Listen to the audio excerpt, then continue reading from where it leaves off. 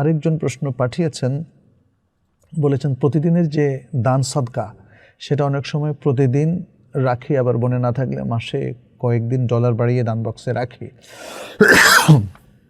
প্রতিদিনের নিয়তে, কারণ অনেক সময় খুচরা ডলার থাকে না, আবার অনেক সময় মনেও থাকে না, এভাবে রাখি আমার পরিবারের সকল সদস্যদের নিয়তে, সেটা কি ঠিক আছে?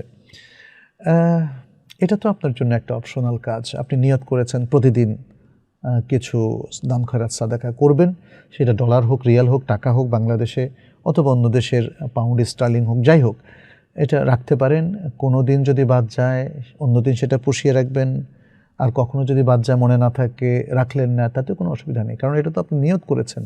আপনার এই দানটা হলো অপশনাল, এটা অত্যন্ত ভালো একটা আমল। আপনি যদি দান বাক্স বাসায় রাখেন সেটা খুবই চমৎকার। আমরা এর আগে একটা অনুষ্ঠানে বলেছিলাম যে দান খয়রাত করার একটা অভ্যাস গড়ে তোলেন। এই দান খয়রাত উম্মার উপকারে আসে, অসুস্থ অথবা দুস্থ অসহায় মানুষগুলোর উপকারে আসে। আমরা যারা মোটামুটি সচ্ছল, আমরা যদি এই দানের হারটাকে বাড়াই তাহলে প্রচুর লোকজন এতে উপকৃত হয়। অতএব আপনারা দান করে যাবেন। এখন প্রতিদিন একটা নিয়ম করেছেন, সে নিয়ম যদি আপনি অক্ষুণ্ণ রাখতে নাও পারেন তাতে কোনো পাপ হবে না।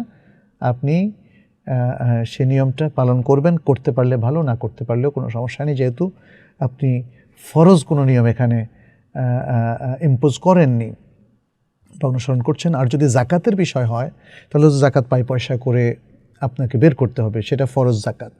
আর ফরজ জাকাতের বাইরে যেটা নফল, সেটাতে আপনার রেগুলার যে নিয়ম থাকে সেই নিয়মটা যদি ক্ষুণ্ণ হয় তাতে কোনো অসুবিধা নেই।